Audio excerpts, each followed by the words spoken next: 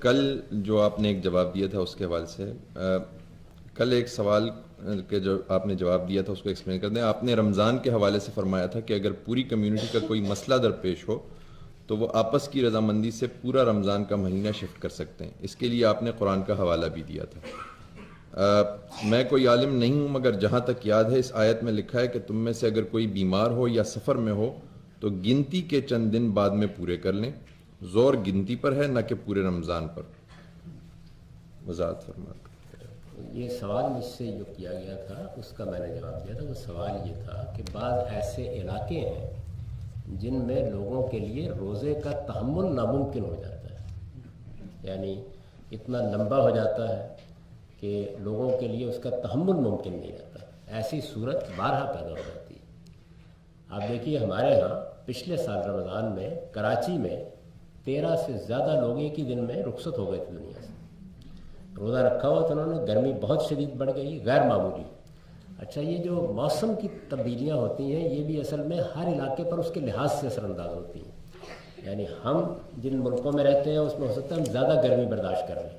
بعض دوسری جگہوں پر اگر موسمی تغیرات آ گئے اور لوگ اس کے عادی نہ ہوں تو وہ اس طرح برداشت نہیں کر پاتے. تو اللہ تعالیٰ نے یہ دو چیزوں کو اٹھایا ہے.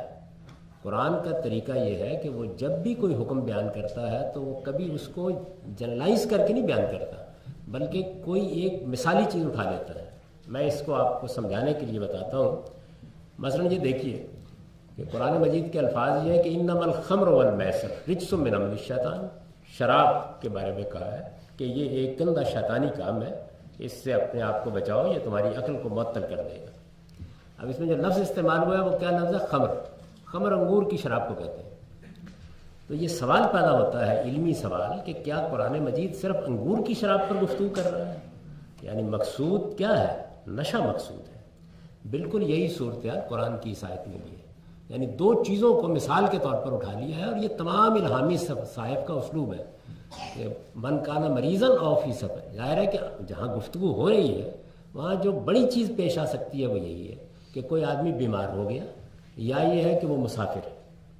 تو یہ کہا کہ جتنے روزے رہ گئے ہیں ان کو دوسرے دنوں میں پورے کر لو، یہ کہا قرآن مجید نے. اب اس کے بعد بے شمار اور چیزیں پیش آئیں اور ہمارے جیورسٹ نے اس کے بارے میں اسی آیت سے آرگو کیا، استدلال کیا کہ اس میں اللہ تعالیٰ نے یہ اصول قائم کر دیا ہے کہ مشقت ہو گئی، روزے کو برداشت کرنا مشکل نہیں رہا. یعنی سفر میں کیا ہوا ہے؟ یہی ہوا ہے. مریض کے ساتھ کیا معاملہ ہوا؟ یہی معاملہ ہوا ہے.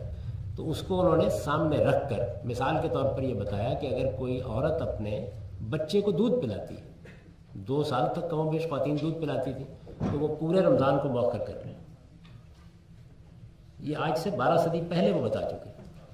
اس کو سامنے رکھ کر میں نے یہ بات کہی تھی کہ اگر کسی جگہ ایسی صورت پیدا ہوتی ہے، پہلی چیز تو یہ ہے کہ انفرادی طور پر پیدا ہو سکتی ہے. مثلا یہاں روزہ 19 گھنٹے کا، 20 گھنٹے کا، 21 گھنٹے کا ہو گیا، عام طور پر روک رکھ لیتے ہیں. کچھ لوگ نہیں رکھ پاتے عمر کے لحاظ سے، طبیعت کے لحاظ سے. تو اللہ تعالیٰ نے یہ اجازت دی ہے کہ فعدۃ من ایام اخر، جو روزے چھوٹ گئے ہوں وہ دوسرے دنوں میں ان کو پورا کر لیں. یعنی کسی ایسے موسم میں پورے کر لیں جس میں روزہ چھوٹا ہو جائے، اس کا تحمل آسان ہو جائے. یہ اصول ہوا. اسی کے ذہن میں نے عرض کیا تھا کہ اگر کسی جگہ پر پوری کی پوری کمیونٹی کے لیے یہ مسئلہ پیدا ہو جائے تو کمیونٹی بھی یہی فیصلہ کر سکتی ہے. یہ اللہ تعالیٰ کی دی ہوئی اجازت ہے جس کو میں نے بیان کر دیا، اور یہ بڑی وضاحت سے قرآن مجید نے خود کہہ دی ہے. اس میں یہ نہیں کہا گیا کہ اگر 2 روزے چھوٹ جائیں تو پورے کر سکتے ہو. گنتی کے الفاظ نہیں ہیں. یہ کہا گیا ہے کہ جو روزے چھوٹ جائیں ان کی گنتی پوری کر لو. 2 تو 2، 3 تو 3، اور سارے چھوٹ گئے سارے. تو اس وجہ سے اللہ تعالیٰ نے یہ اس مسئلے کا حل لکھ دیا ہے اپنی کتاب میں. اور قرآن مجید کے تمام احکام جو ہے اس کی علت، اس کے سبب پر مبنی ہوتے ہیں. چنانچہ ہر نشے کو روکا جائے گا، یہ بحث نہیں کی جائے گی کہ قرآن نے تو انگور کی شراب کہا ہے. اسی طرح ہر مشقت میں رعایت دی جائے گی. یہ نہیں کہا جائے گا کہ قرآن نے تو مریض اور مسافر کا لفظ استعمال کیا.